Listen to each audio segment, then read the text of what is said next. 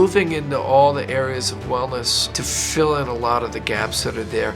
And really our dream is to have natural medicine fulfill its potential, where it is the dominant source of wellness and you're only turning to mainstream when you really need something acute done. Well, my business practice for the last 15 years has been documenting what's inside these products, this evolution to substantiated combinations that really can be shown to help your health is a field that is growing by leaps and bounds. Every ingredient that is used in a product should have a certificate of analysis. But to take that a step further and do a batch test on a finished product, that is very unusual. Right. So not every company does that. The better companies do, but all of the small, probably fly-by-nights that you might see on Amazon, the vast majority are not doing that.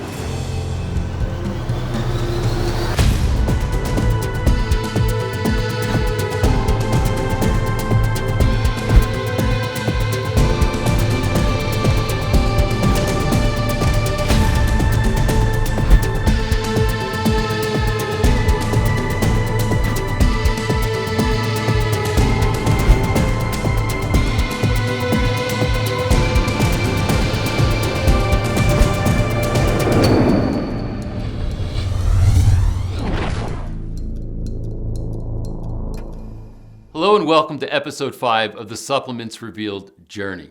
I'd like to share something with you about my own personal perspective on what it means not only for my own health and well-being when I'm learning things, investing in things, buying supplements, buying products, etc., and how as I'm doing that I feel good about myself because I'm investing in myself.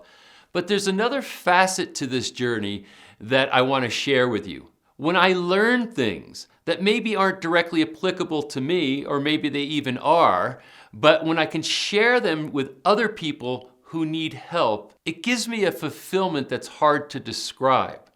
One of the things that we had in mind when we created this entire docuseries, Supplements Revealed, was the idea that this is something that can be shared. This is information that can empower people to become more effective friends, more effective parents, more effective loved ones. They're people that now have new knowledge that can impact other people that they care about. So in owning Supplements Revealed, we want to see that not only are you utilizing this information for your own health and well-being, but that you also are sharing it with other people so that you can help them also.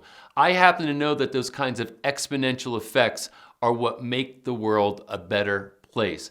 So I, number one, want to thank you so much for taking this journey. Number two, we are past the halfway point now in our docuseries, and during this free viewing period, you can own Supplements Revealed at a great discount. So I want you to check that out on this page, see what package is right for you, enjoy the discount that we can give you on this, support our vision, and become a person that can not only improve your own health, but the information you share can help others too.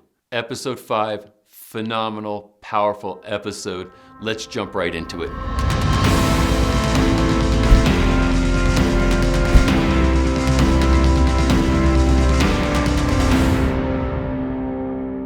Person who constantly stimulates my thinking and understanding is Dr. Chris Schade. Brilliant man who's not afraid to take bold stances and bring things to the marketplace that are of extraordinary quality and have great innovation behind them.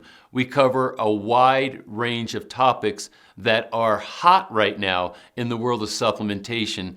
This is a man who's been there, he's seen it all, he's got the academic credentials, and he also provides products to the marketplace. Enjoy this interview with Dr. Chris Schade.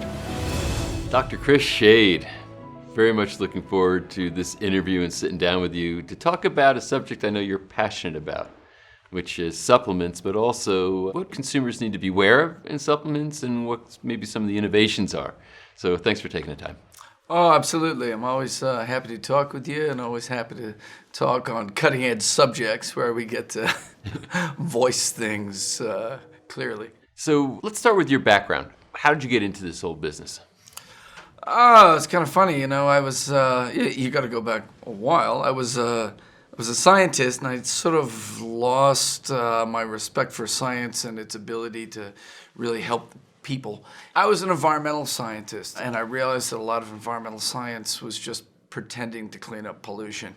I did a master's and a PhD, but before that, I had done a bachelor's, and I wanted to do something more impactful, and so I went into organic farming, regenerative farming, and I spent a couple of years there, and one thing led to another, kind of pushed me out. I joke I went out of business the year Whole Foods came, so there was no money when I was there. And then I went back to school, and I did get back into environmental science, and I was looking at environmental metals toxicology and how mercury moves through the environment, where it goes, what it does.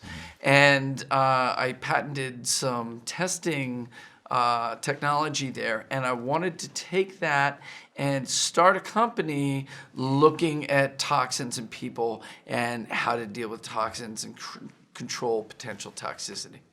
And then from there, it kind of led you to human applications for this detox? Yeah, well, originally I was looking at environmental testing, and then I wanted to move into testing people.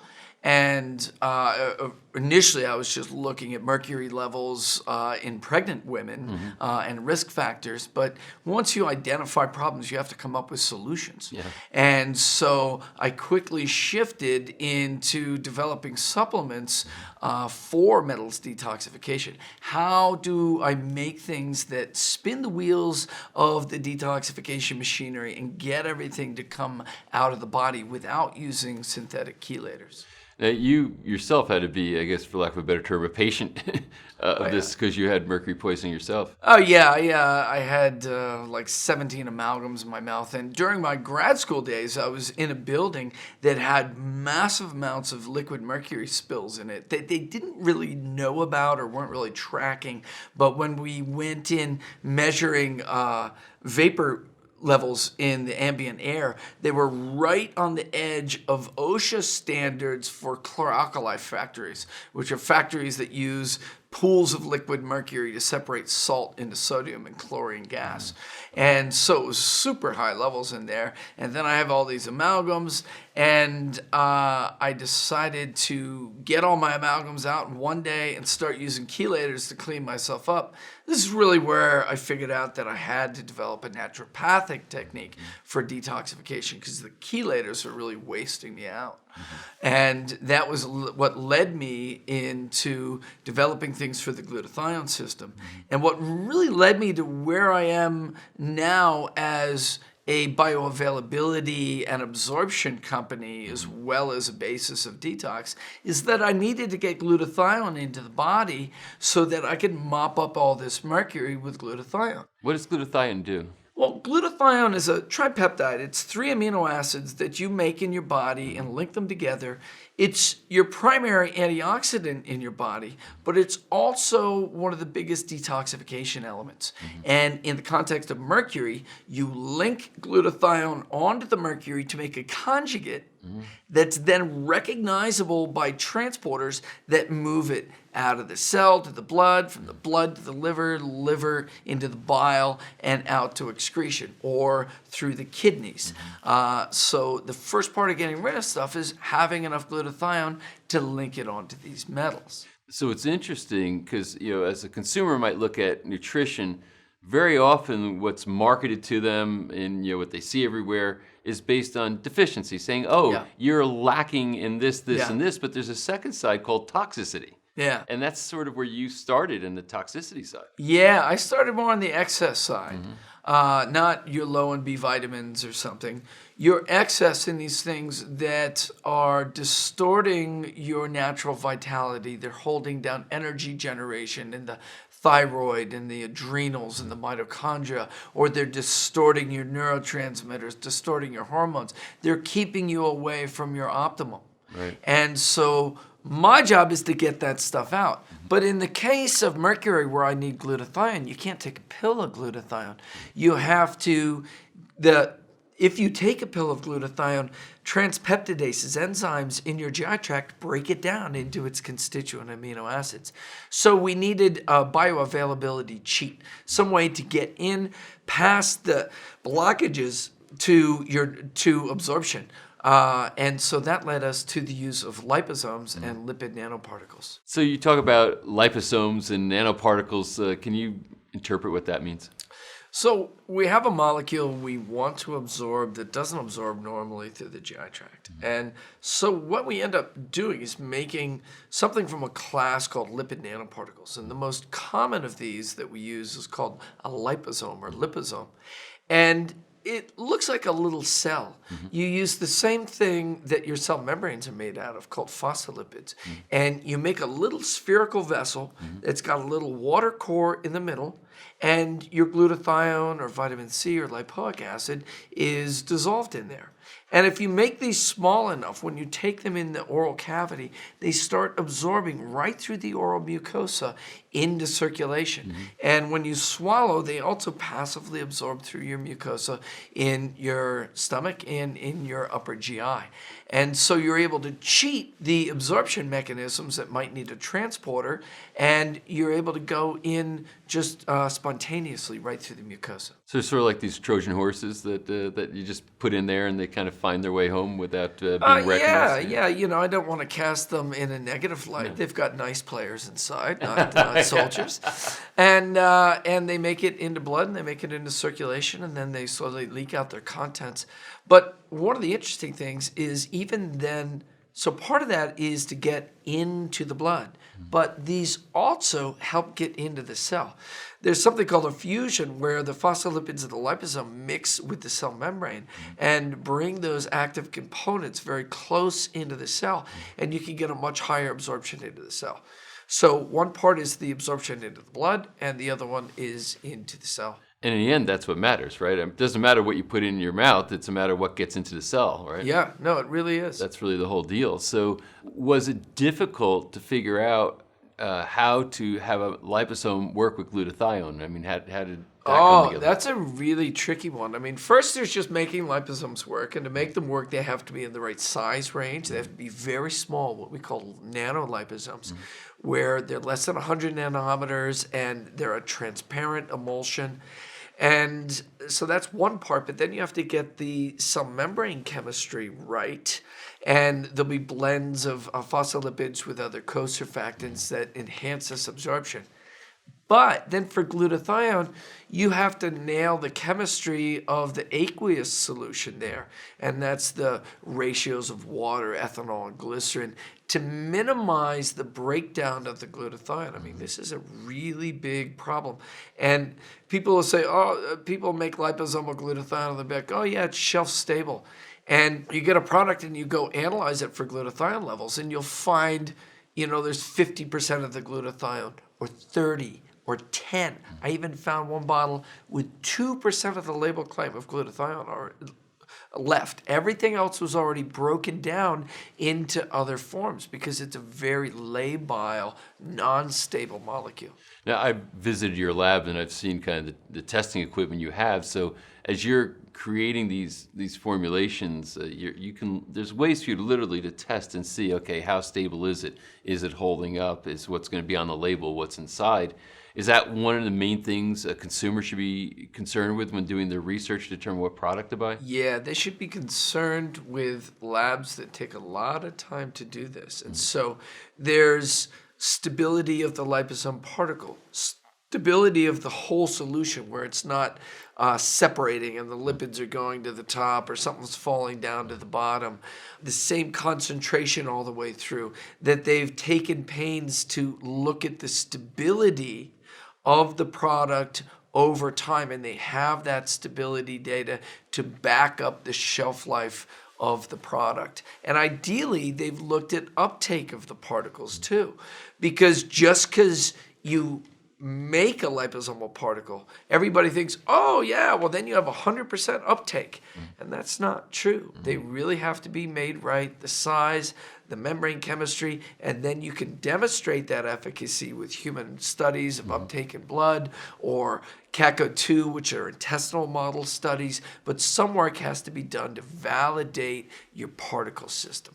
So now, if I'm a consumer interested in buying a quality product that's going to get into my cells and I'm watching this, I'd say, well, how do I figure that out? I mean, what kind of research can I do online when considering a product that would, or maybe even reading a label? Is there any type of third-party validation that I could look for, or what should I do? Yeah, it's not often on the label. I mean, some of the labels will bring up a third-party GMP certification, but it's usually on the website where they have some of their bioavailability data to demonstrate that. Or if you call up the company, they say, "Oh yeah, it's over here in this section of the website," or "Oh, we can send it to you."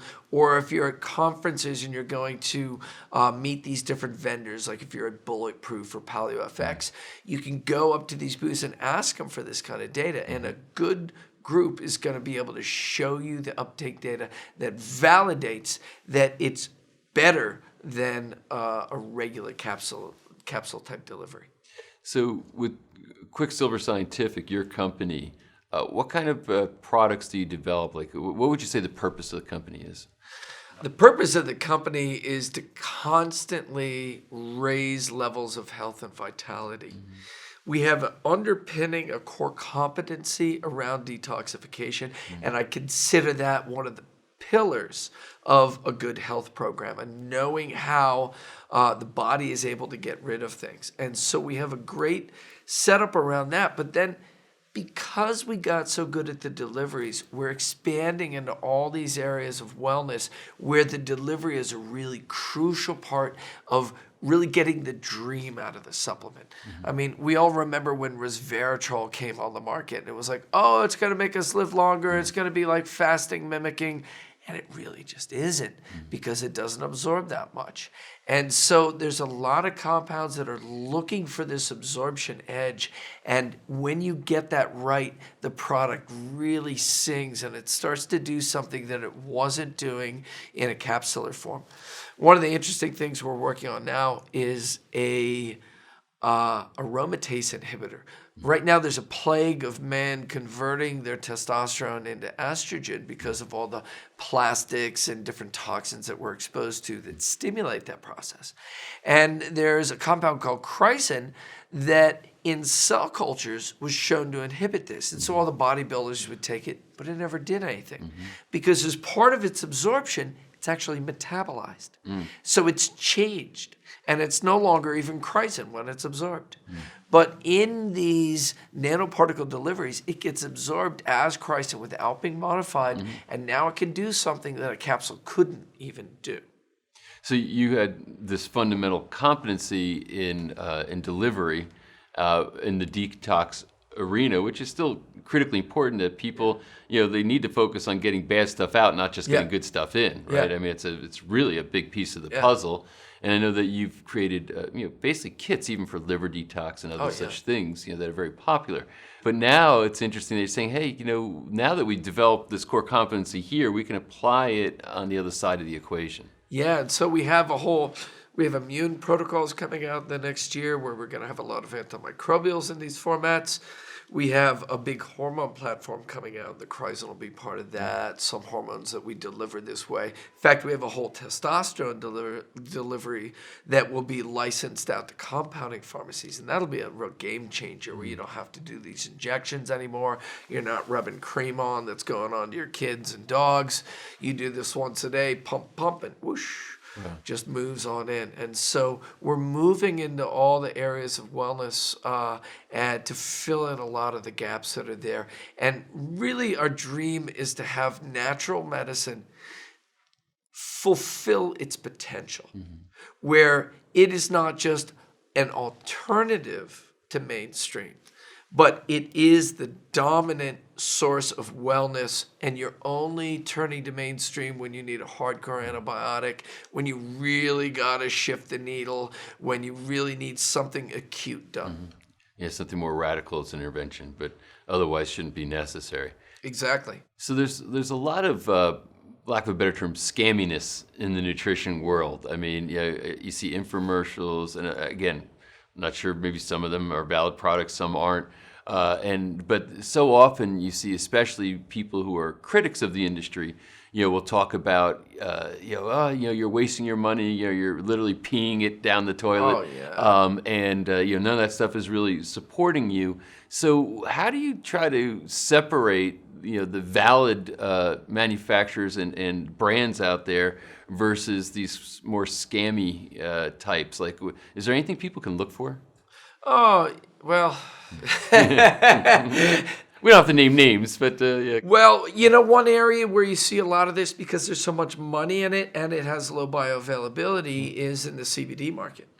And so we were the first in there with a nanoemulsion delivery with a high and rapid bioavailability. And then I started seeing these other products come out claiming massive bioavailability, showing graphs that don't make sense from any toxicokinetic sensibility, talking about their quantum enhanced technology and really, big highfalutin terms that really had nothing to do with real bioavailability. And so if the claims seem really big, but there's no science pages in there, that's an evidence that you're probably onto a scammy product. If they have a lot of testimonials on the pages talking about these radical things that this product did from them overnight, that's more of a scamminess thing. And it's unfortunate because that stuff does give a bad name to the whole industry, and it does fuel these people from mainstream medicine that say, oh, supplements don't do anything, all this stuff doesn't do anything. But one of the beauties now is that PubMed, well, it's not PubMed. PubMed is just a place where you can go and you can look at all this stuff. But globally, there's so much research being done on natural compounds and their ability to change your biochemistry that anybody says that R-lipoic acid doesn't do anything, there's a stack of papers this high showing it does. And even though I think resveratrol can do more for you in a better delivery, there's a stack of papers this big showing that it does things. And so there are real therapeutic compounds out there, and there are professional companies that do a very good job of getting the right product to you. And then there are scammy companies, and there is a lot of junk out there. And so it's about discrimination and reading what they have for you online, reading what printed material you have, and are they speaking from a valid scientific perspective, or is it all markety, glitzy stuff? Is one of the telltale signs whether the company that's manufacturing has a full product line versus, we got this one product that we make, or is that not necessarily a way to kind of try to separate ththings? Or it's not 100%, but it is a good... What it tells you is that it's a marketing company. It's not a product company. Right. Because product companies don't make one product. Right. Occasionally there'll be a big patent around something and it'll be huge, like TA65, where it's like they're doing one product because it's really expensive and it took a lot of energy to make, and it's more like a drug and they're selling a drug. Right. They're selling this really high-end product. Right. But that is one of the ways to see, and you'll run down through the websites and all it is these, glamorous claims, and in the About Us, there's no people. Yeah. There's no, and here's the CEO, and he was a PhD out of pharma, and then this guy is a clinical nutritionist, and this guy is that. And you don't have the ranks of the executive force that are qualified professionals. It's just a P.O. box, in Utah somewhere. So you mentioned CBD. You've got a great interest in that, and see, I think, a lot of promise in it. So what is it about CBD that is so compelling right now, and why is that emerging as a very popularized supplement? CBD, I'll often say, is the most important supplement in the last 30 years because now overall it's this thing that creates balance. I call it neuroendoimmune poise or balance because it balances neurotransmitters, it balances hormones, and it balances the immune system's response to inflammation. But the most important aspect of that is the way that it deals with neuroinflammation. Neuroinflammation is an inflammatory process extended into your brain, and it shifts your body over into fight or flight very quick. The autonomics get locked up. The autonomic nervous system is the behind-the-scenes nervous system, and they get locked into this fight or flight mode, and it distorts the neurotransmitter situation in the brain. It creates a lot of anxiety and brain fog. It may even move into psychosis, and it keeps the body from repairing itself and detoxifying itself. And CBD very, very quickly brings that into balance, turns down the glutamate excess that's part of this, and protects you against any inflammatory processes that are happening. So in the end member of the autism world, you'll see neuroinflammation as a characteristic there. And as long as they're neuroinflamed, you try to detoxify them and all hell breaks loose. And when you conquer the neuroinflammation and then go in and skillfully work on the liver, you're able to achieve real results in short amounts of time. And that's not just autism, but people with mold toxicity, any neurodegenerative problems, Lyme disease, any of the metals toxicities. It very quickly brings you back into a stable place. So what forms of CBD, should a consumer consider? What are they looking for when they're looking for a CBD product?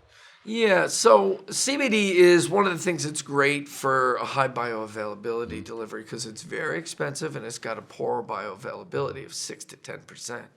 So it's usually sold as oily extracts that are then dispersed or dissolved into an oil carrier. So that would be a hemp extract in an MCT or olive oil or sunflower oil, either in a dropper bottle or in capsules. That's the most common one. And then there's some isolates of pure CBD, and then there's a couple of products that are working in this high bioavailability, some sort of nanoemulsion or liposomal technology. And really, a liposome can't do CBD. It needs to be a nanoemulsion. But then, what do we look for in CBD? Now, fortunately, in the beginning, people had all this contaminated CBD from China, and they were way under potent. If they said there was 25 milligrams, there might be 5 milligrams. That was all a mess. But now it's kind of industry standard to have every batch tested, either in-house or third-party, and some amount of third-party validation. So most CBD companies will have some sort of validation to give you. And then your choice is, do I want full spectrum, broad spectrum, or isolate? Full spectrum has all the cannabinoids in it that were present in the plant, including some amount of THC. It's usually about 20 parts CBD to 1 part THC. There will be other things like CBG and CBC and CBN, CBDV, THCV. These all round out what they call an entourage effect. But that THC in there, even if people say, well, it's not all that much, you will test positive on a drug test. Wow. We've done a lot of research around this. And if you're worried about that, then you want to go to a broad spectrum. In a broad spectrum, they're using some advanced chromatographic techniques or distillation techniques to remove the THC, but retain these other elements. And then there's an isolate where they've purified out crystals of CBD. And so the broadest effect is generally from the full spectrum, secondarily the broad spectrum, and there are things that you can do to make that more like a full spectrum. There's companies that use a lot of beta-caryophyllene, which is a natural agonist for the CB receptors and acts the way THC does for you in the full spectrum. We use a lot of that, and that helps round that out. And the most minimalist is the isolate in terms of how many different things that it affects in the body. Now, sometimes I see marketed hemp oil, full spectrum, and then CBD, full spectrum. Are they different things? Are they the same thing? All of this is the industry's attempt to stay on the right side of the regulatory bars. Okay. And when GW Pharma put in their investigational new drug application, some interpretations of that were that CBD, cannabidiol, cannot be sold as a dietary supplement. But hemp extract containing high amounts of CBD is still okay. And so by that interpretation, the isolate would be no good, and these broad and full spectrums would be better. And so they called those hemp oils. And other people said, nope, I'm selling CBD. I'm going to call it CBD. And so Canavest took that approach and just called it CBD. We called it Colorado hemp oil. And on the back, when you go to see how many milligrams of CBD they're in there, it says phytocannabinoid diols, which is a technical term for CBD and CBG together. And we went that route. So the confusion there is not because the companies are trying to defraud you, although that does exist. Yes. Because when you go to get hemp oil at Whole Foods, and you say, I want hemp oil. They lead you over to the fridge, and next to the flaxseed oil is the hemp seed oil. And then you buy that, and you're like, wow, it's only $10. That stuff Chris Shade sells is $100. And boy, he must be defrauding us. But there's no CBD in that. That's a nutritional, it's a food oil, and there's no CBD. And so unfortunately, because we didn't know where regulations were going to go, different people adopted different ways to talk about that. So just make sure it's not a food oil. Look through the websites. You'll be able to figure out that this is a CBD product, whether they call it hemp oil or CBD. Yeah, and this is like the wild, wild west, right? I mean, because in some states maybe having THC in it is okay. Other states maybe they say you can't have a product in a state with THC in it. Well, one of my clients, the DEA, went in and grabbed a bottle and they said, "Is this THC?" And they said, "No, sir, this is not THC. This is CBD." And they said, "Is there any THC in there?" And they said, "Well, it's Farm Bill compliant. There is some residual THC, but it's in the plant below this 0.3%. And we'll talk about that in a second because people have to get clear on hemp versus marijuana-based CBD, which is all kinds of BS around that. Right? Okay. So, no, sir, it's hemp bill compliant. And the DEA guy goes, "If I drank this whole bottle, would I get high?" Now, a couple of years ago, with these 10-to-1, 20-to-1 products that were out there, the answer is unequivocally yes. You're going to get really high. Right. And so there was a move from a lot of people to do these THC removed ones so that the DEA didn't have anything on you. So that's what kind of spawned that. Yeah, the THC removed. Now, a little bit of THC in there is quite good, but if you're at high doses of CBD, it might become intoxicating. So there's sort of a Goldilocks, a best level there. And as we look forward in the crystal ball of what medical marijuana is going to be, it's going to be specified THC CBD ratios for different issues, like cancer likes high THC and a moderate CBD. Neuroinflammation likes high CBD with a little bit of THC. And we'll find the right ratios, we'll mix in the right terpenes or essential oils, and we'll mix in the right nutraceuticals to round the whole thing out. So that's what we're moving to as we just sort of settle all these things out and the Farm Bill comes out. And so for protection, I did a THC-free one, but now moving forward, I'll have one that's full spectrum that has a legal amount of that in, and I'll have the tests clean, THC removed one. Is this, you said maybe in the last 30 years, one of the most important new supplements to come to the market.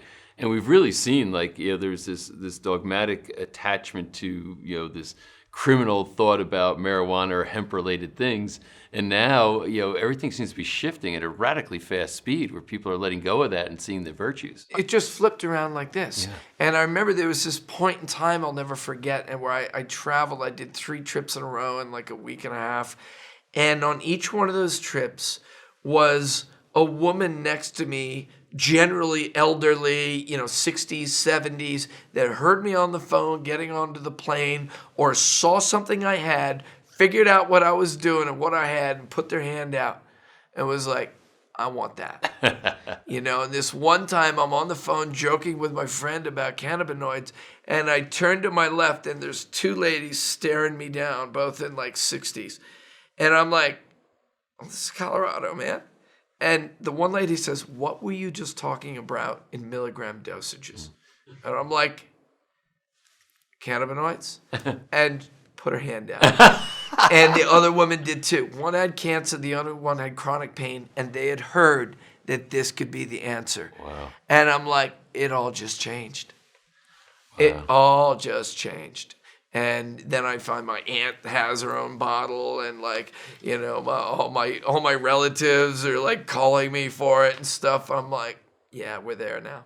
I love it. I love it. So obviously then this is a part of your future as far as where your company's going to go and what it's going to be working on.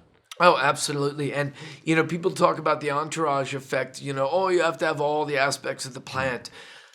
Dude, the entourage is way bigger than one plant. Mm-hmm. You know, you've had it when there's curcuminoids and boswellia and CBD together in there. It's a beautiful, big effect, and we're hitting gene targets at so many different levels. And that's the future of these cannabinoid-based medicines. It's going to be a beautiful blending of the bounty of the natural pharmacopoeia with that awesome plant, cannabis. Earlier, you mentioned a difference between hemp and marijuana. So what is the difference? Yeah, and the thing is, the difference is there is no difference. And it's kind of like cultivars of tomatoes, you know, that there's yellow ones and red ones and big ones and small ones. The scientific world has finally come to terms with the fact that there are not different varieties. There's not cannabis sativa, cannabis indica, cannabis ruderalis. There is only cannabis sativa, grown in different areas, bred by different people, for different effects, and adapting to different climates. Mm-hmm. All of these have a resin that grows on them, these resin glands. Mm-hmm. And ones that were bred to get you high have high THC, and ones that weren't end up with high CBD. Mm-hmm. And especially if they are bred to be legal to keep the THC down, they'll have high CBD levels in the oils. Now, what's marijuana and what's hemp? This is an arbitrary line in the sand. You take the whole plant and measure the THC weight percent. Mm-hmm. What percent of the total weight of the plant is THC? If it is below 0.3, it is hemp. Mm-hmm. If it is above 0.3, it is marijuana. 0.31, your marijuana. 0.29, your hemp. That's the only difference. This is a breeding thing. They're variations of the same plant, basically. They're variations of the same plant. Right. And so the Californians, which grow the marijuana and, you know, aren't quite as law-abiding, and they'll use the marijuana stuff to make CBD and then sell it, they claim that their product is so much better. Now, one of the things they'll have in those products is more THC. And for some things, that works well. Mm-hmm. But it is not like the CBD is any different from one to the other. They are just ratios of CBD to THC in these different evolutionary varieties of the same plant. So don't buy into that game. Interesting. Yeah, because I've heard the controversy, but nobody's ever really kind of laid it out like that to say, you know, it's just variations of a common thing as compared to saying they're different things. Yeah, they're not different at all. So what's getting you up in the morning right now? Like, what are you most excited about? Oh, we have a bunch of new capsule-based delivery systems for doing a lot of the antimicrobials. I'm very focused on the Lyme community now, and some of these things are ultra bitter, and so it was certain things are a challenge to do in these sublinguals, and we found this beautiful capsule-based nanotechnology where you take a capsule, it goes into the stomach, it mixes with water, and it turns into these lipid nanoparticles in the stomach. And so we've opened up this whole world to the antimicrobials. We have a whole bunch of metabolic modifiers. So people are into ketogenics now. We've developed this system for turning you into ketosis in a single day, blocking this path called mTOR, increasing autophagy and mitophagy.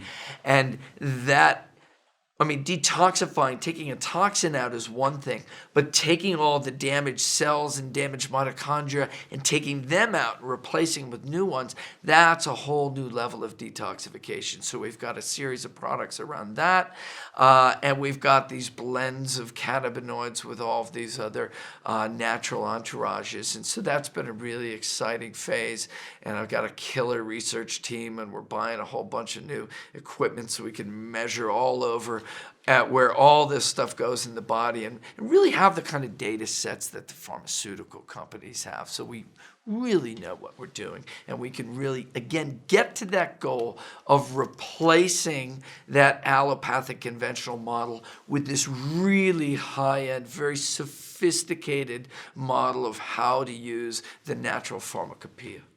And that really kind of, in my mind, is an aspect of your purpose that's clear. Like that's something you want to affect in the world, is to see that, we're overprescribed, and these pharmaceutical companies, I think it's no secret that there's a malevolent aspect to them.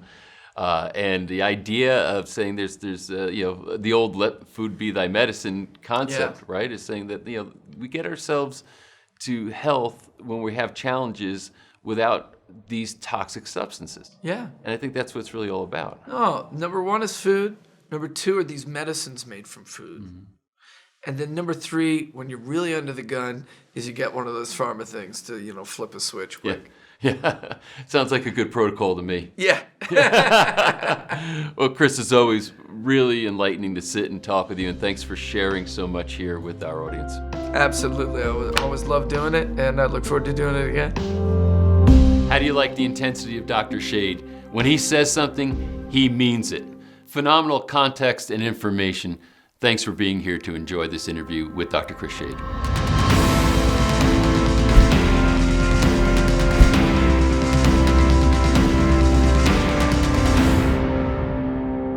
In this entire world of supplementation, one of the people I respect most is Greg Horn. I've known Greg for a lot of years. He's played many big roles in the supplement industry, and he minces no words about what's right and what's wrong. When I have questions about supplements and I have questions about the quality of supplements, he's one of the first phone calls I make. Greg is a wealth of information. Enjoy this interview.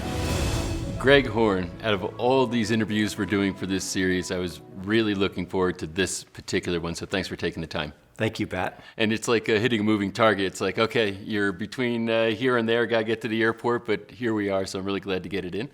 I know a lot of people in this industry, and out of all the people I know, I respect your opinions because of the perch that you sit in, the experience you've had.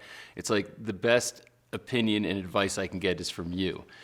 You know the manufacturing side, you know the source material side, you know the economics, financial side. You have like a 360-degree view like no one else, I believe, in the world. You could be like the top guy, if not one of the top guys. I also know that you've been, I think as you put it, in the room when it happens. I mean, you were with Atkins when Atkins was emerging.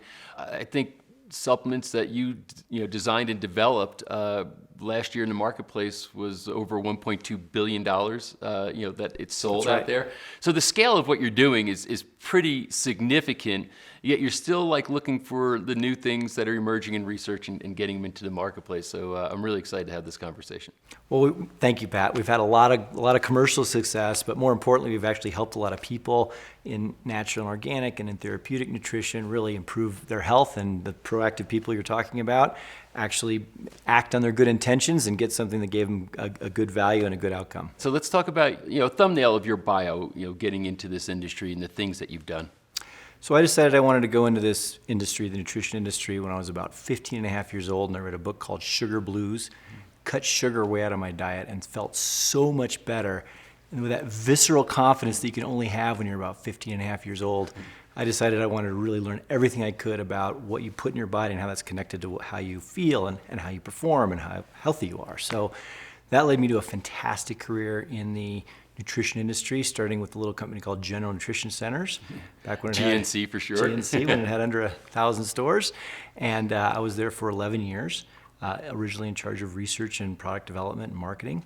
eventually left as a CEO, and we created there the first glimmerings of effective nutrition. And effective nutrition is my term for when you take something that you put in your body and you can connect it through clinical research or actual measures that are impacting your health, and you can prove that it works. When I left GNC, I went to a company called Garden of Life, which is a fantastic natural and organic supplement company and food nutrition company. You were the CEO there also? I was the CEO there also, and during a turnaround time in that business, and learned a lot about natural and organic living. Along the way, I actually got a health condition called chemical sensitivity, which completely transformed my view of the natural part. I was always a scientist aficionado on the link between science and nutrition that's provable. But when I had to adopt this more natural, healthy lifestyle to help my own illness, it really made a big impact on my perspective on the effectiveness of organic, natural, cleaner foods as well. So it's interesting, and I know, having just worked with you in the past, that when you're working on a product that you develop, you put together like a binder of like research that's like this thick, you're really validating all the elements, because sometimes what happens, it's like a runaway train where there's some new research on a particular supplement, a nutrient, and next thing you know, a bunch of people are pushing it out there, but what was actually published in research and what actually gets to the bottle might be two different things. And that's what I care about the most. In my business practice now with specialty nutrition consulting, that's exactly the place where I live, where the science is actually proving things work, specific nutrients, specific ingredients for specific health outcomes, and bringing that into commercial markets. And we sift through a lot of garbage to get to the rubies in that pile. So let's talk about, we'll start off on the negative side, get to the positive side. What you talk about, you sift through a lot of garbage. What are things that a consumer who's really interested in benefiting from buying, nutrient supplementation, et cetera, what are some of the things to look for and maybe things to avoid? Well, first and foremost, you want to make sure that you're getting something that works and you're getting the clinically studied amount of what works. So I'll give you an example. Advil. Advil works. It'll cure your headache. But if you take 1,000th of an Advil, it's not going to do anything. So you want to make sure you're not only getting the right things that work, and that is where clinical research comes in. So when you look at a clinical research study on a nutritional substance or a nutritional combination, you're going to see that they'll disclose the amount that was used, the exact material that was used, and that's what you really want to replicate. And a lot of companies don't use those. They'll sell you 1,000th of an Advil equivalent, or potato tops are poisonous and the potato is nutritious. They'll sell you potato tops and put potato on the label. So you got to really watch out for that. Should I be able to, as a consumer, if I'm buying a supplement, even if I'm seeing it at a retail store, say, that looks interesting, but maybe I can go online and look it up. Will good supplement providers have binders online or research online that sort of correlates with what's in the bottle that you're buying from them? Yes, and I would really encourage, if you're thinking about buying a nutritional supplement and taking it, you're doing that for a reason. You want to help your health and you're looking for a specific benefit from that. I would want to make sure I knew that benefit had been validated in others, and that's why companies do clinical trials. Now, sometimes there's a consumer brand that's using ingredient brands. Often the ingredients companies, which is a different company that's being put together in the consumer label, it's often the ingredient companies that are actually doing the consumer research. So I would look for links to that. I would look for actual disclosure of the studies. The beauty of the scientific method, Pat, is that things are peer-reviewed before they're published. So if you see a published clinical trial, you can be sure that it was done and it was also reviewed by other scientists and the peers before it was published. So you can have confidence in that outcome, and that's what I would trust. Now, you know me, and I'm sort of skeptical of the skeptics. The scientists, and who worship at the altar of the peer-reviewed study. I'm not against it. I've helped fund controlled research, randomized controlled clinical trials that are blinded. I think there's some validity to that, but I also know that space of science is somewhat political. Sometimes there's some malfeasance in it, et cetera. But certainly it's the best available stuff we can look to try to draw some conclusions. But what I've also known is that science seems to maybe migrate. There are things that come along that are fads, and next thing you know, they fade, and then it's the next thing. So what do you think are some of the fundamentals that are here to stay no matter what, whether fish oil, keto, other such things that came in, became very popular, very quick, coconut oil, very quickly. And then, what do you think are like foundational and are going to stay there, and what kind of things you think might be faddish? Well, the scientific method is not faddish. So it's a breakthrough in humanity because it turns the I told you so method of knowledge gaining. Yeah. And that's why we thought the earth was flat for, the first 10,000 years of human history to, hey, we're going to assume we're wrong. That's a humble assumption. And then you do an experiment and you find out if you're wrong. Sometimes you're right. And that's the scientific method. So obviously I'm a big fan of the scientific method. I don't think that's going away anytime soon. And it's a way to really prove things. The other thing that's happening in this field is the sensors and the ability to tell, just even on your cell phone, what's going on in your own body. The cost of tests is going down. The sensors are getting better on your own phone. So you can do a scientific experiment of one on yourself and find out what's working for you as well. Right. Now, clinical research does get twisted around by companies, sometimes by using the wrong stuff, sometimes by using not enough. So that's clearly the case. But a lot of these trends start with anecdotes. So there's these stories, these fantastic stories of, somebody went on the keto diet and lost a lot of weight, or somebody, ate coconut oil and their cholesterol went down, whatever the story is. And so people are attracted to these stories, and eventually those stories are kind of the wide end of the funnel for scientific research. And there's a lot of things that have started off as anecdotes that have later been proven by science. So I look at two broad categories when I look at nutrition and supplementation. Tell me if you see it the same way. There's sort of the wellness proactive side of it, saying I don't really have a health problem, like somebody like myself who takes a lot of supplementation, but I don't really have like a disease or a condition. Preventive kind of. Yeah. I'm kind of like being proactive, saying, hey, I'm into longevity, I'm into good energy every single day, etc. And then there's people that are have some real challenges, maybe even serious diseases, maybe even something that's maybe not a life-threatening disease or an illness, but they've got some challenges with their gut or their heart or some other problems, and they'll target supplementation specifically to address that. Is that sort of how the nutrition world works in your view? They have those two types of things?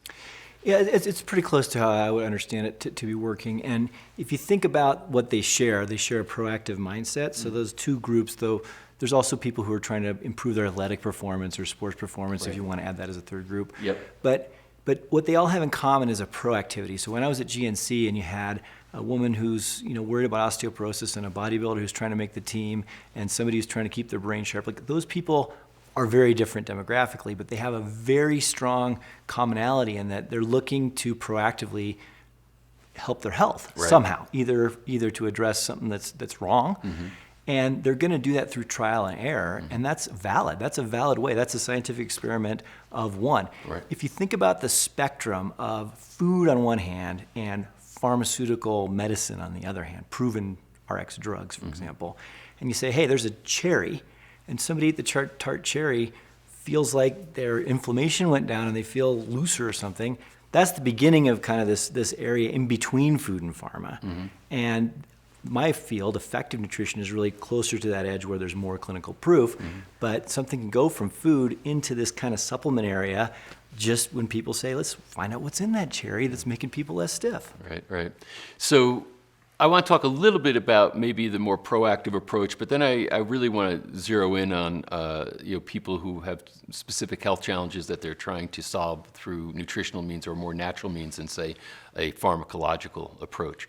So starting with the kind of the general wellness orientation, one of the things that I keep hearing controversy about, and I'm getting varied opinions on this from experts, people who have expertise in the field, are sort of like these very inexpensive big box store multivitamins that you'll see sold on TV, and they have different levels for different ages, etc.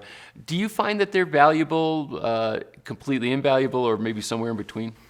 Well, the lower price you're paying, the more they've optimized for the cost of that product. That's in general. That applies to cars as well as vitamins or anything else, right? So there are differences in the nutritional needs between different demographics, a child or a woman versus a man, older or younger. Like there's differences in the nutritional needs of those different demographic groups. When you are looking at nutritional deficiencies, you want to just get up to the level of kind of the RDA and make sure you're avoiding any deficiencies. And USDA survey studies say that like there are deficiencies of certain nutrients in certain groups. So that's a valid approach. If you're really looking to be proactive and more on the therapeutic side, those types of things probably aren't going to be enough, but they are valid for avoiding deficiencies, making sure you're getting a foundational level of nutrition, micronutrition in particular, every single day. You brought up RDA. Do you feel like the RDA has got it fairly well wired as far as what the minimums are, or do you think that they might be off in some areas? I think that there's a really good process for determining what the daily values are, which is what people think of as the RDAs. Which is a recommended daily allowance, Right. in case anybody doesn't Reference understand. daily values of what you're supposed to get and not get below that, especially for avoiding deficiency. There's expert committees that meet on that periodically every few years, and they actually just made some adjustments and raised some that, in my view, should have been higher. Right. But I think there's a good process for that. But remember, you're looking at a baseline of nutrition for those that establishes a kind of a deficiency avoidance paradigm, and that's really important for general health in the average population. Now, when we get into the more targeted sort of people who are saying, I'm looking for nutritional solutions to my health problems versus, a pharmacological solution, how do you see that world right now, and where do you think it's going? It's really interesting, Pat, and that's one of my favorite areas in this whole field because it's really not mostly the RDA type vitamins that are getting the most interest in this area. So there's a lot of research going on carotenoids, which are antioxidants that are in fruits and vegetables, on fiber, on prebiotics, on probiotics, on things that are omega-3 fatty acids that aren't necessarily like vitamin A, vitamin B, vitamin C type alphabet labels.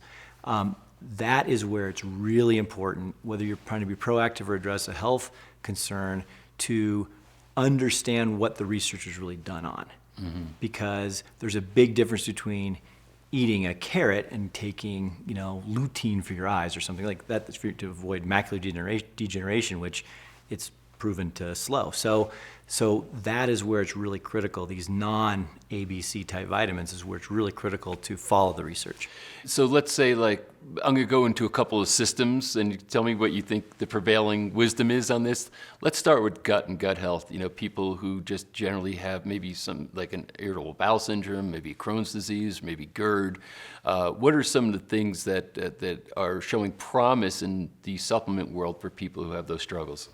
So gut health is one of those experiential products. So if you're worried about your cellular health, you're not necessarily going to feel that right away. But if you have a gut problem, you really want to get that corrected and you can feel it right away. So it's visceral, Pat. Yeah. So most of the foundational research that's really now coming into the limelight is in the probiotics area. And I really think that's the tip of the iceberg. We're starting to find out there's between 10 and 100 trillion probiotic microbial cells in your gut. It could be 10 times more in a healthy gut than in your actual body of human cells, so who's who? Right. I think the probiotics are a really good starting point, but I am very skeptical that you're going to drop 10 billion probiotics into a 100 trillion system and really change it. I think it's much more important, and where the research I think is going is on a whole gut approach, which includes fiber, which includes prebiotics. So if you think about creating a nicer environment or better environment, a more robust environment for that rainforest inside of your gut, then all 100 trillion can be healthier and work better together. Remember, the system's evolved over a long period of time. Right. So I think that a whole microbiome approach, a whole gut approach, emphasis on fiber, emphasis on prebiotics, which are what probiotics eat, that's their lunch, Right. Are going to be much more important in the future to cultivating that rainforest inside of you than a simple, here's a probiotic and don't worry about the rest approach.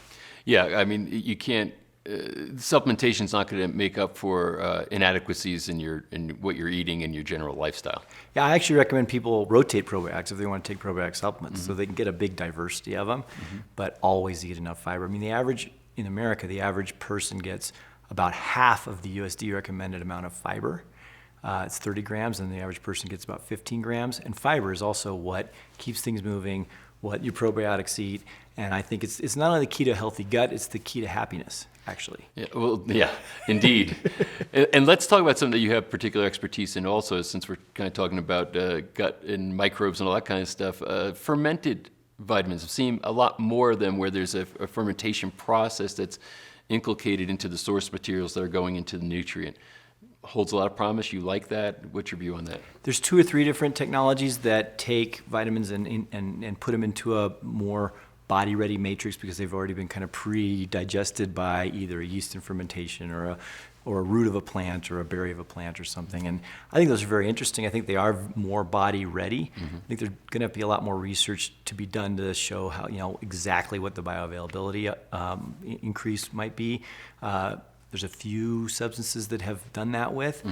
So I'm a fan of the approach in terms of making it more body ready, but it doesn't change the RDA or daily value for those because that research has yet to be done. Does the body perceive that more like food than maybe just a straight source nutrient that's not fermented? That's the thought. That's the thought, okay. Yeah, so you're saying that it's kind of emerging science right now. It's emerging science. Now, there has been a little bit done in that area on certain minerals, so it's not unproven, right, but it's just early in the process. Yeah, and so now let's talk about heart health. There's a lot of stuff about ubiquinol, CoQ10, other nutrients that maybe help support better heart health. Somebody who's got problems with their heart, maybe they've got bad cholesterol profile, maybe they've got arrhythmias, what have you. What are people taking around those types of problems with their cardiac health?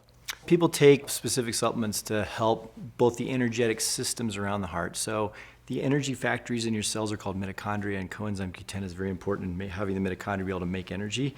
Your heart never really gets a break. It's beating the whole time. The whole time. Awake or asleep, right? There's no rest for the heart. Right. So there's a really interesting study that actually came out today from Today? Today. This is like breaking news? Big group in Sweden, and they had done a study with coenzyme Q10 and selenium together 10 years ago, and they did a follow-up that they published today that showed that at a 10-year follow-up, the people who had taken these supplements for a couple of years had a dramatically, I think a 40% reduction that much later, 10 years later, in cardiac events, and even I think it was cardiac mortality. And so they're analyzing that. The study was done in Sweden. I can give you the references. Yeah, if you're 40% is quite significant. Very significant. And it was after 10 years later.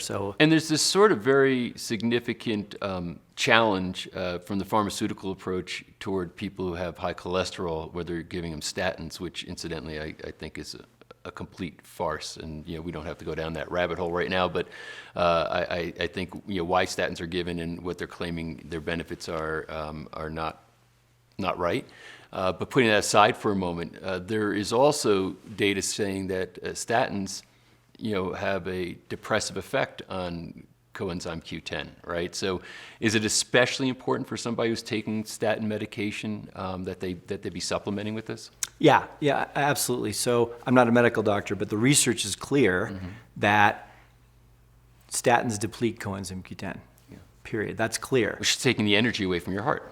And so if you think about how those mitochondria are the energy factory of your cells trying to create energy to keep everything moving right and the electrical system around your heart to keep pumping correctly, you need coenzyme Q10 for that. And if you're depleting that, that is the textbook case for providing a rationale for supplementation, especially in combination with a pharmaceutical that has that known side effect.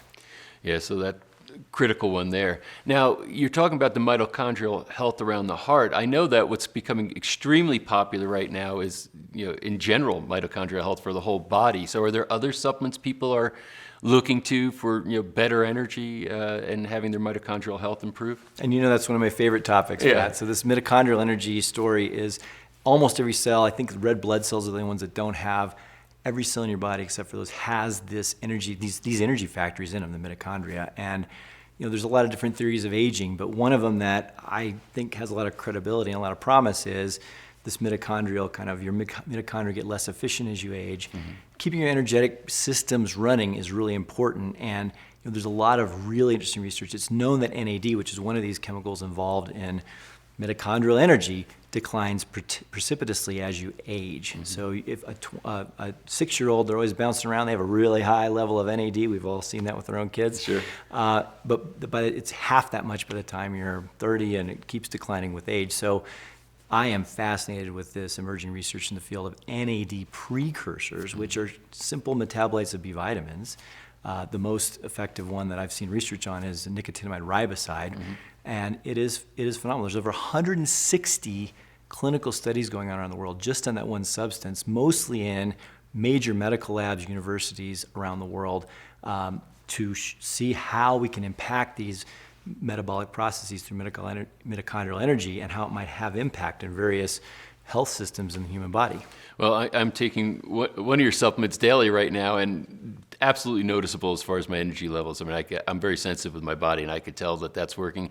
And you have me taking that in combination with another supplement that helps to support my liver. So let's talk about liver health and liver detox. So that's another, unfortunately, favorite topic for me because my interest in this area was born out of my own problem. So, as you know, the liver is, everything kind of goes to the liver and has to be detoxified. So your liver can be overwhelmed, and giving it the support that it needs to not only detoxify, there's only one place in your body that detoxification happens, and that's your liver. And that's a chemical process that's done there. So supporting that process is really important, and there are nutritional substrates that can make sure if you run out of any of those components that you need, you can't actually detoxify things that you need to detoxify. So making sure they're there is really important.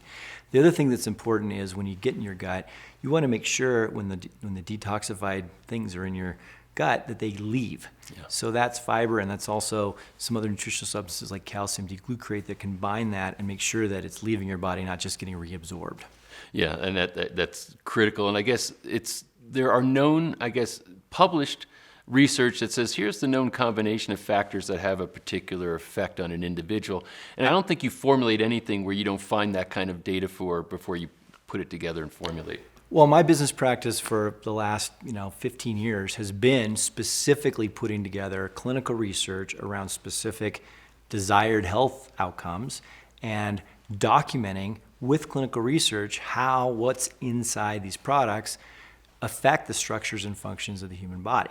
And it's a fascinating field, and you're seeing more interest from large medical food companies come in, infant nutrition companies coming in. Remember when infant formula got DHA added to it, that's validating the omega-3 story. So that kind of thing is happening. There's nutritional substances that are actually going all the way and becoming drugs now. So this evolution to substantiated combinations that really can be shown to help your health is a field that is growing by leaps and bounds.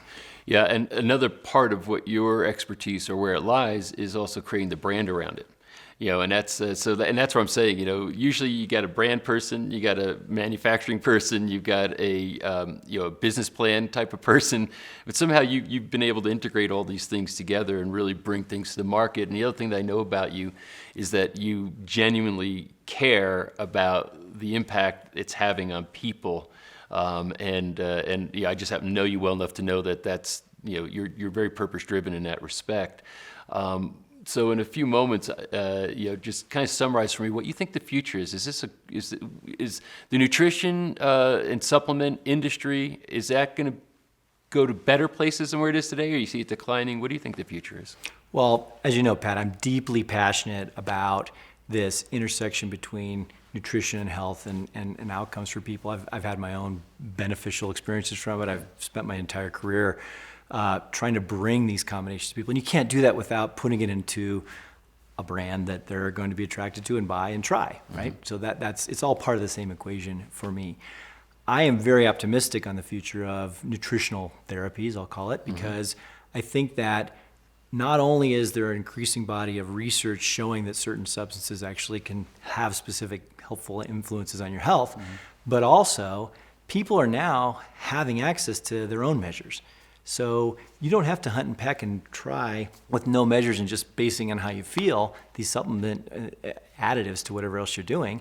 You can actually measure that now. You can go get blood tests for a lot less money. You can. There's a lot more integrative doctors that can help you find that. There's, like I say, sensors on the cell phones that will allow you to find out, and those are just going to get better. So it's an incredibly exciting time in my field of effective nutrition because the research is validating and people are wanting to use every tool in the toolbox.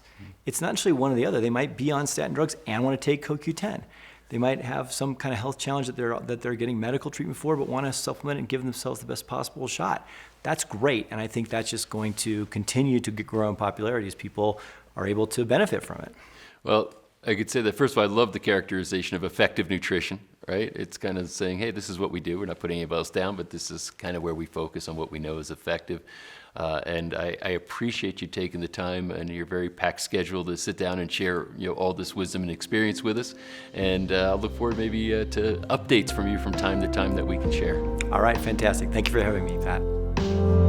Very few people in the world have as much broad-based knowledge about supplementation as Greg Horn. Really glad I could share his wisdom with you.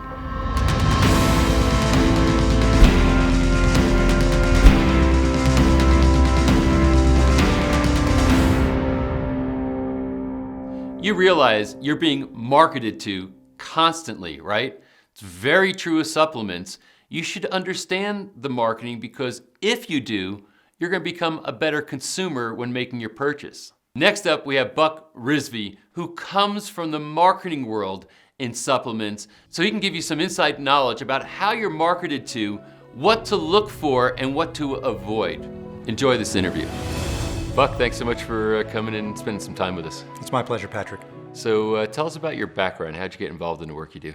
Wow. So I was a corporate executive. Spent 21 years in sales and marketing, high tech. And I noticed somewhere along the line that I was getting gray around the temples and felt I needed to do something from an anti-aging standpoint, even when I was maybe 25, 26 years old. And so I became fascinated with dietary supplements, the user of dietary supplements, high dose supplements. There's some companies. There was a book I read called Life Extension, and it was a great book, fascinating read. And they actually sold supplements back in the 90s. I was a customer. So eventually, as I was looking for opportunities to leave my day job, I was happy and well paid as a corporate executive, but I always wanted to have my own thing. Right. I found that maybe the health space, having a health brand, would be the way I'd want to go.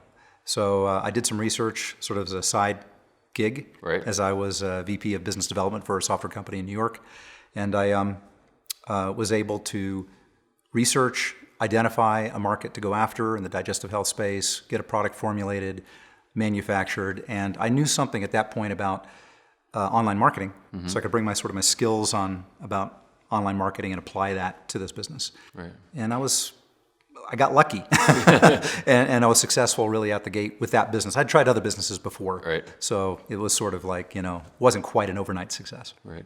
So what was it that you saw in the market or the demand that caused you to say, hey, I think this is something I want to go into?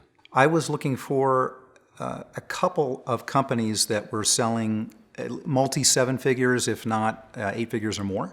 And I found 2 companies doing. Some companies are very funny. They're willing to brag about their sales volume, kind of like McDonald's did with millions and now billions sold. Right. And so I found one company that was actually showing you how many orders or how many customers they had at any given time. You could sort of track day to day, week to week, how much they were selling if they were being honest about it. Right. And I inferred, what their volume was. And then there was another company I called up, an 800 number, and chatted with the agent. Right. And she actually shared some data with me about what their sales volume was. Wow. Okay. So I realized that both of these companies were selling over $10 million a year online of products in the market that I wanted to go into. And what year was this? This is 2005. Okay. Wow. Yeah. So what evolved? So you found that these companies were doing well with what they were doing. You saw kind of, I guess, a market opportunity. You approached it more from strategic business orientation as compared to saying you had a background, in biochemistry and all that kind of stuff. So it's a little different, approach into the marketplace. Yes. So what did you create and launch into the world? Yeah, it's funny. In a sense, I was a health researcher, not a health practitioner. Right. My mom's a medical doctor and my dad's a PhD, but I was, I don't have a credential. So I was passionate about it, and I realized I wasn't the scientist. So I positioned myself as the researcher, and we developed the first product, and this is the first brand that I launched, and subsequently I've launched another brand, was in the digestive health space. And that product, I brought together a team, formulators, manufacturers, and help with marketing too, copywriting. Back then, I think it was easier to market online, and times were different, very much different than they are today.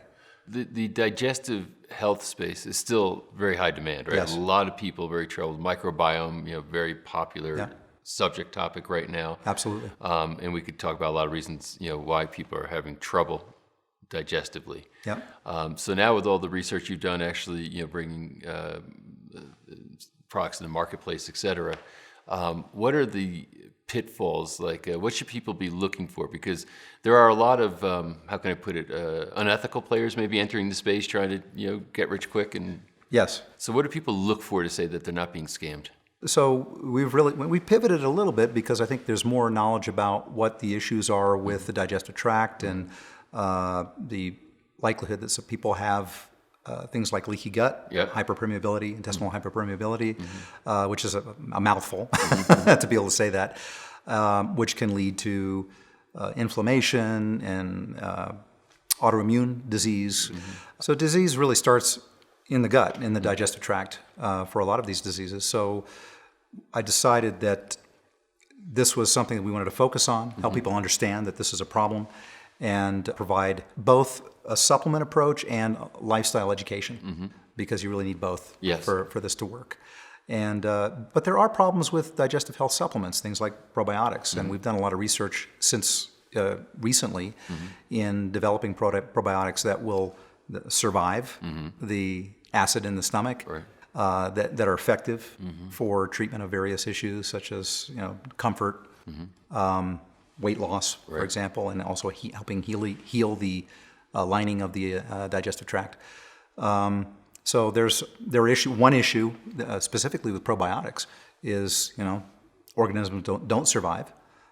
People have not used an enteric coating, for example, on the delivery mechanism. They don't have enough of the organism in the capsules. There's a number of things that can go wrong. So unfortunately, there are companies that are cutting corners. Yeah. If you look at probiotics as one category. And there's not really danger there as much as it's just you're wasting money is the issue, right? It's a whole lot of nothing, right? Yeah. You're basically swallowing dead organism at that point and excreting it. Yeah. And what you really want, something that we've done at Real Dose Nutrition, which is my other brand, is we've taken. I'm not trying to sell my product, but it's just an idea of the levels that we've gone to, multiple strains to address different conditions in the body, such as digestive comfort, blood glucose regulation, that sort of thing.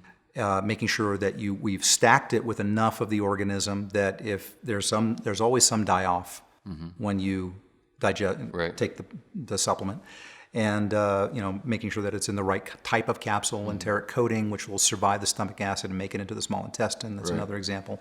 And then the other thing is we put it into a double-lined foil blister pack under a nitrogen blanket. And that oxygen and moisture are the mortal enemy of probiotics. So a lot of people will take their probiotic, they'll take it off the store shelf, or maybe it's on the store shelf, right there, and they will open it up and stick it into their cupboard in a hot, humid condition in Oxford, Mississippi, or something, right? And that unfortunately, moisture, heat will cause die-off and lead to further problems. Is it recommended that if they're not blister packed like yours are, that it's kept in a refrigerator once it's opened, or does that help? That's one way. Yeah, that can help. That still can be some moisture issues and things like that. They're doing some special encapsulation of the organisms to help address that issue. And I'm not saying that all companies are charlatans when it comes to this. It's just that if you're willing to take it to the next level and ensure that people are going to get what they expect, and generally that helps ensure the outcome. Because a lot of these strains, for example, are clinically studied, and but it's under very controlled conditions. You have the living organism, maybe it had a specific delivery mechanism, and we're trying to reproduce that in the environment of the clinical study. With this type of a category, that we're talking about probiotics, I know that very often there's a lot of brands out there, but several brands have the same manufacturer. Yes. And what happens is they're just labeled different ways and different marketing copy, but it's essentially the same product. So what happens when somebody like you comes along and said, the typical manufacturing practice on this is not really what we want to do. We need to kind of step that up. Do you have to source out a special manufacturer to be able to produce something like that, or how do you do it? Yeah, sometimes you have to shop manufacturers. And unfortunately, many companies, and maybe I'll just dive right into picking on some folks without naming names, is that there's a plethora of brands on Amazon. Amazon has become the supplement superstore. Right. But with that comes a lot of companies that are just mimicking each other. They're copying each other, and they're going, a lot of them, to the low cost bidder. Right. So there are a few, I might say, unscrupulous manufacturers that are producing a lot of these supplements. Many of them you're finding on places like Amazon that may have be questionable in terms of manufacturing practices that were used, the dosage of the ingredients, the survivability, if we're talking about probiotics, that sort of thing. If we're looking for a special manufacturing technique, like I mentioned, that nitrogen blanket with the blister pack, that's a special, the fly-by-nights are not going to have that capability. Right. So we do have to shop that around. And we typically, from my perspective, we go and find the best manufacturers. Right. We're willing, it's funny, you talk to some companies and they're almost apologizing for, well, this is going to cost more. Are you sure you want to do that? Right. And from our perspective, it's, well, how can we not do this? Right. And if we take the time to explain why we're doing it, then the consumer is educated, they're willing to spend more. Yeah, well, in essence, you're actually, it's costing you more when you're spending money and getting nothing for it. Yeah, that's right. That's actually a cost, Right. not a benefit. Yep. Does Amazon have any vetting whatsoever, or is it basically everybody just can set up shop there and they don't really have a methodology for vetting the quality or the truthfulness of what's represented? I would say that they do not have, and they're not in a position to vet the products, specifically supplements or any other product really for that matter. I think they're reactive, and they look at the reviews that are showing up and other types of feedback that they're receiving. Sure, they're going to look at things like the product listings and the descriptions and the pictures and so forth, and they need to police that, and they should with respect to claims. And they probably do a good job probably using robots to do that sort of thing, AI. But in terms of the quality of the product, the efficacy of the product, the dosage of the ingredients, and there's no way that they can police that for the thousands of products they have available. They also, I see sometimes say Amazon's choice, and is that just based on volume of reviews and quality and that type of thing, or? It's funny because if you search for a product by name, like a brand name, you may have noticed this, that very often that will show up as an Amazon's choice for that brand name. Because you were searching for that brand. Of course, Amazon's going to label it. And I think they've realized that if they put the Amazon's choice there, people feel like, oh, this must be good. I should go ahead and buy it. So in some cases, Amazon's choice just shows up because you were searching for that brand. Interesting. You have to watch that because you have to see what you were searching for. If you're searching for a generic category, such as probiotic, then you'll see something that shows up as Amazon's choice. I suspect it's primarily driven off of sales volume. Yeah. Maybe there's a review component, but they're black box when it comes to how they calculate that. Yeah. What I've noticed is I've been doing my own research, trying to say, okay, because you're right. Amazon's become a major, or maybe the major distributor for supplements, and so if I go on there and look, I'll say, okay, it seems to be some relationship between the amount of reviews. Feedback. Because if there's only a dozen or 50 reviews as compared to 9,000. And then so it has something to do with the volume and the quality of the reviews, I'm guessing. Right. And that's probably not necessarily good enough. I think people have to dig deeper. They really should. Yeah. It's a dangerous thing because I know a little too much under the covers in terms of unscrupulous supplement marketers that are gaming the system. Right. And they're really good. And there's a whole dark web, if you will, of what you need to do to game the review system in Amazon. and it's absolutely applicable to dietary supplements. So you really don't know. If you see one vendor that has 2,200 reviews, 4.7 out of 5 stars, you think, wow, that's great, and compare it to someone else that might have a few hundred, little distribution, maybe it's 4.1. Right. But that 4.1 might be better. It's just that they've not done the dark web gaming of the review system. Right. Yeah. So this is where people have to learn more. There's a lot of buyer beware here. Right. So now, if we talk about not just gut health, but the general supplement industry, which you have already started to, what are some of the things that a consumer can look for to vet their products a little better? It's interesting because as a manufacturer and a marketer of supplements, I'd rather not have to be dependent upon other brands for my product. But there is something to be said for branded ingredients, high quality branded ingredients. Right. It's sort of like if you buy a computer from HP and it has Intel, inside, right? So you kind of look for the AMD or Intel. We're educated about that if we're into technology. And the same thing can be said for supplements, although the consumers are not as educated about what brands are good. But the good news is that many of these ingredient labs are doing a good job. Yeah. They are identifying unique botanicals. They are extracting them in novel ways. They're subjecting them to human clinical trials. They're getting published in peer-reviewed magazines and periodicals.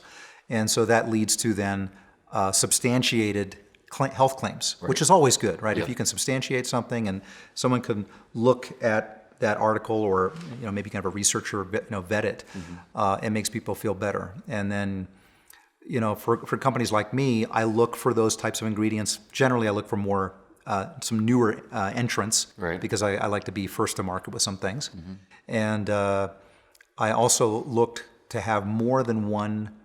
If I'm addressing a problem such as digestive discomfort or maybe a cognitive focus, that type of thing, I typically look for ingredients that address more than one pathway, more than one way of addressing the problem.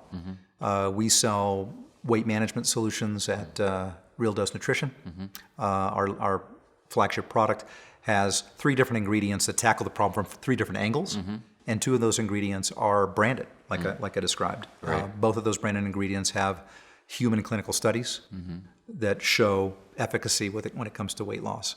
So that's I know I threw a couple things in there, but that's how I approach it. Is one with branded ingredients, and then the other is a multiple pathway approach. So I think what happens, and I see this a lot on Amazon. Can you give me an example of a branded ingredient like that's in your product? We have a product called Svetol, Svetol, and that's a green coffee extract. It's made from green coffee beans from Madagascar.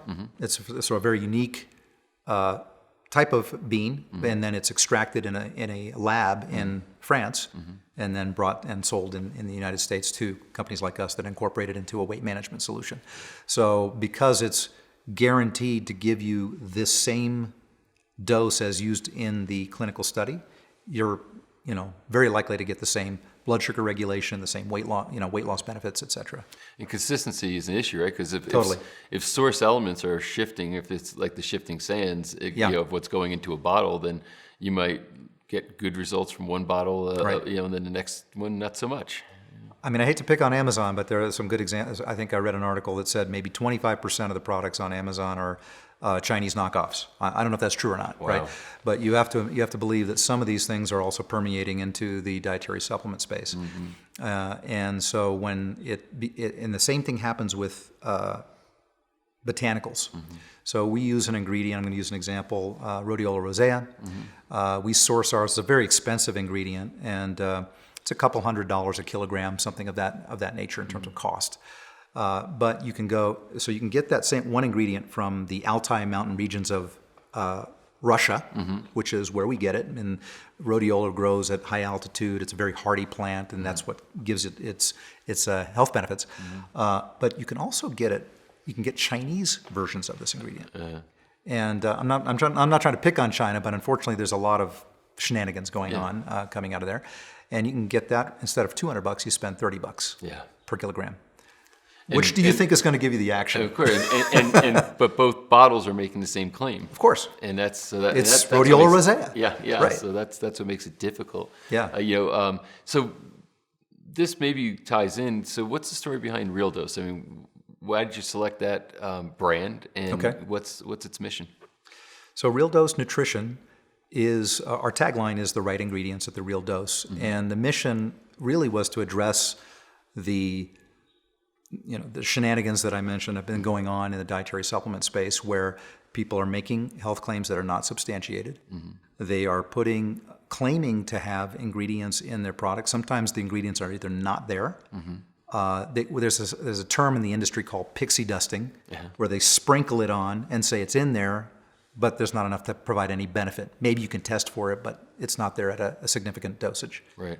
Or it's a generic ingredient. So we talked about the Altai mountain regions versus something sold off a truck, that came from China.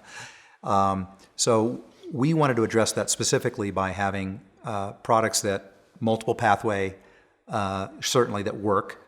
Every ingredient we select has been proven with human clinical studies to be effective, that have been published in peer-reviewed journals.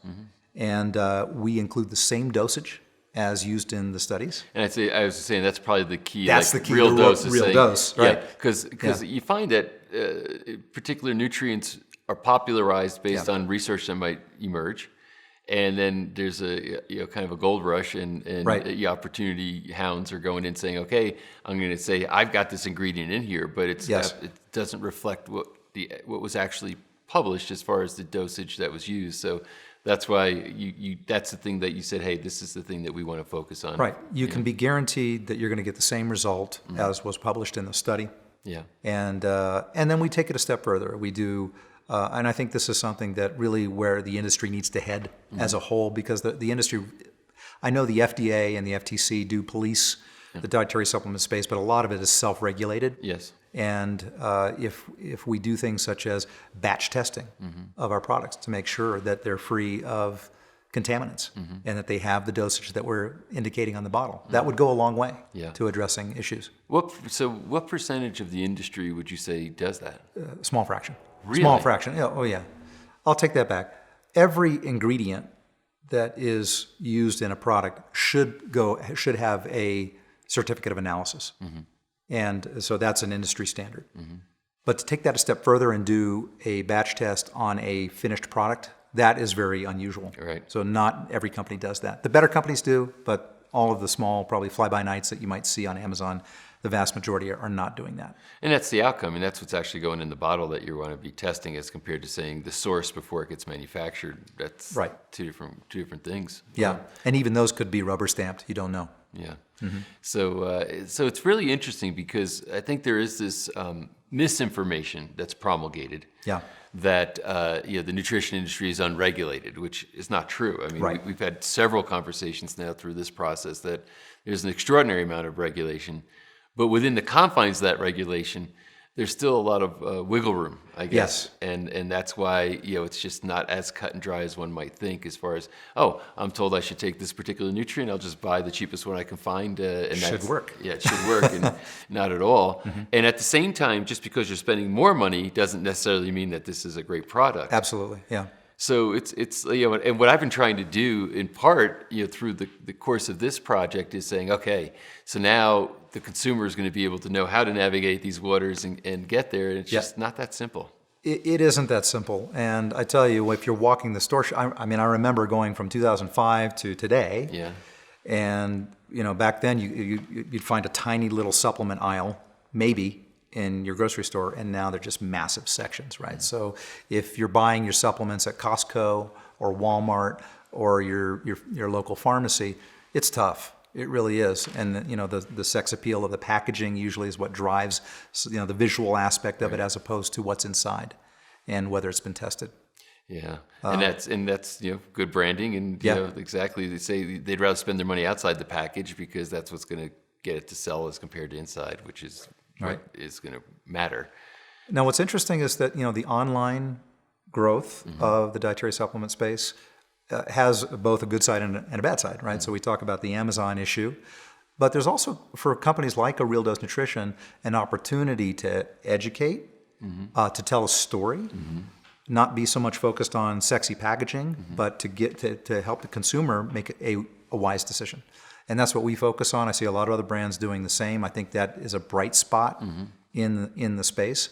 And so if consumers are willing to look at, it's almost like looking at nutrition facts. My wife is a nutritionist, but a lot of people that are not will still look at how much sugar, how much fat's in here, does it have any trans fat, those kinds of things. And there are ways that you can do that with now, supplement labels. And you're starting to see these branded ingredients show up on the product. I think as the consumers become educated about the branded versions of green coffee and other types of products, I think that's a good thing. What percentage of supplements now are sold online versus retail? It's a small percentage compared to it's not like the 50-50 retail or anything. No. Still the vast majority. But it's growing. Retail. It's growing the fastest. Yeah. Certainly. It's escalating up, but right now it's still mostly retail. And then, of course, there's a lot of people who get their supplements through a doctor's office. The varying types of That's actually a practitioners. rapidly growing space. Yeah, I'm seeing that too. The practitioner space and high quality companies out there that are allowing doctors to private label their products. There's a couple brands that I'm familiar with and I feel very good about. So I see that as a bright spot. Now, those supplements are premium and very expensive. Yep. The docs need to eat too. They need to pay for their kids' braces. But I mean, the good news is those are quality products, and I see docs generally going in the right direction with that. Yeah, and I've noticed that typically, a doctor, if they are going to become a distributor, if you will, that they want to vet a good product. They don't want junk coming out of their office, so they are typically premium products. Absolutely. What are you seeing in the future? Like, where's this industry going? Yeah, so I see there's an opportunity, and this is something that we are working on, for there to be a tighter connection between the brand and the consumer. I think right now with companies like Amazon serving as intermediaries and distributors, that's disconnected because Amazon really doesn't want the merchants to have the direct relationship with the consumer. And I think that's a disservice to the consumer. So I'm seeing that the industry will have a tighter connection. I feel like I have empathy with my customers, and that's why I'm in this space. So they'll be able to through the channels of social media, Facebook, Instagram, YouTube, that can be used for good. I know a lot of people are concerned about social media and the negative sides of it, but I think there's a very positive aspect to it as well. So I think that's going to continue to grow. The smart brands are going to leverage this, and it's actually creating an opportunity to outmaneuver, be more agile than the big companies like the bears that are trying to buy things up and think they're going to dominate. So certainly they're going to do very, very well. But there's still a lot of opportunity for small companies like us to enter, to educate, and to thrive. And I love that. I think it creates a very healthy ecosystem that's pro-consumer.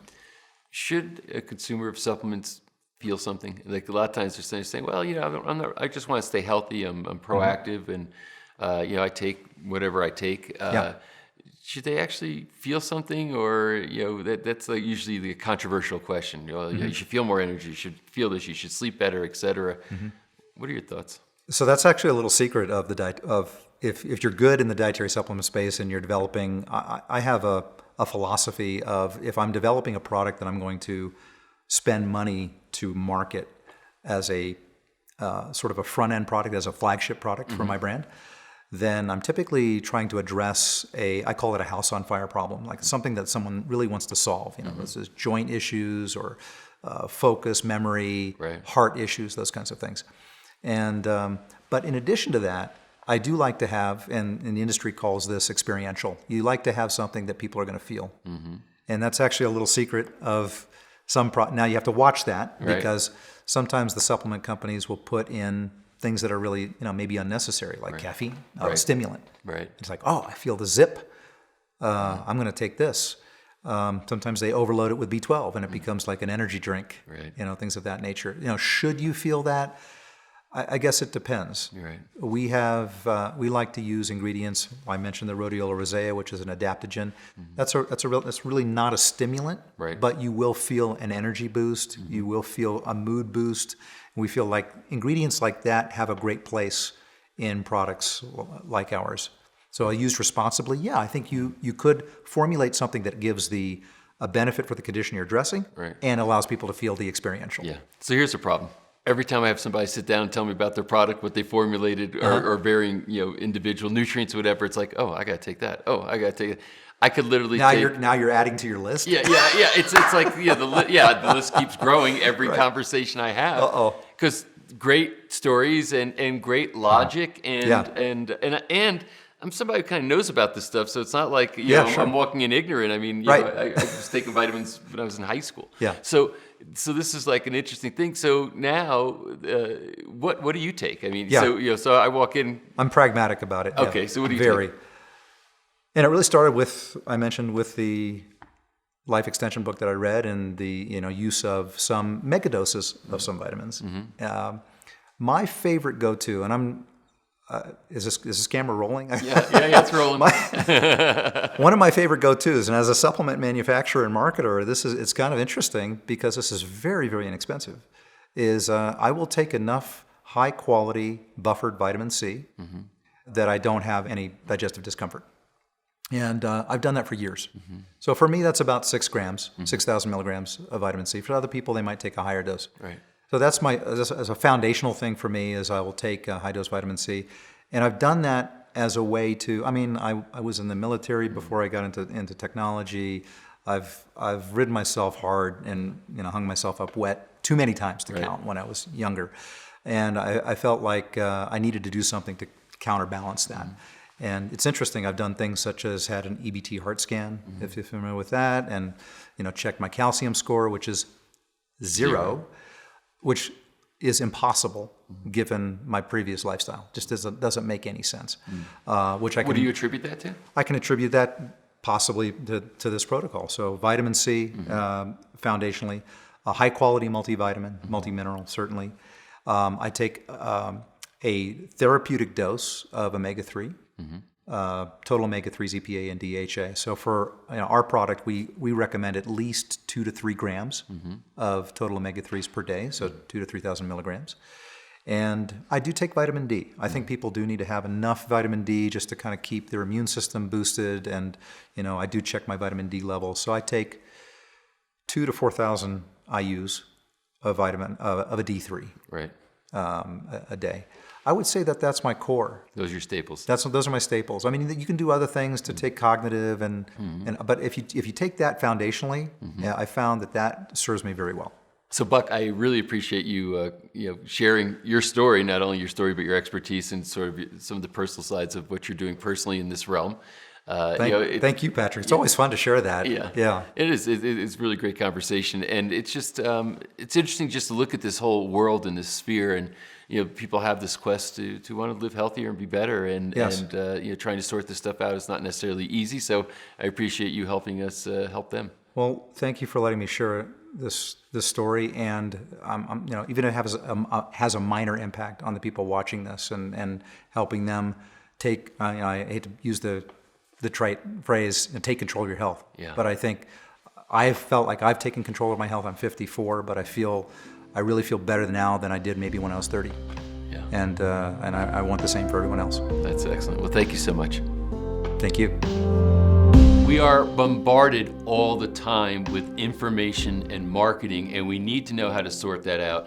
That's why we had our interview with Buck. Really glad you tuned in to experience it.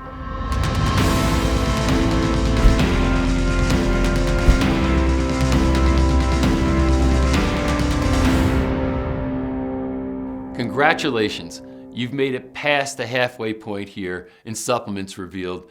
This is an action-packed, content-rich series, and our whole aim here is to enrich your life and enrich the life of the people that you care about with this knowledge, with this wisdom, with this expertise. I want to encourage you again, own Supplements Revealed.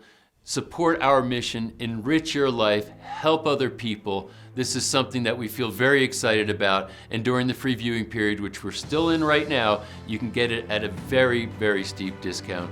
So thanks for being here. Looking forward to being with you in the next episode.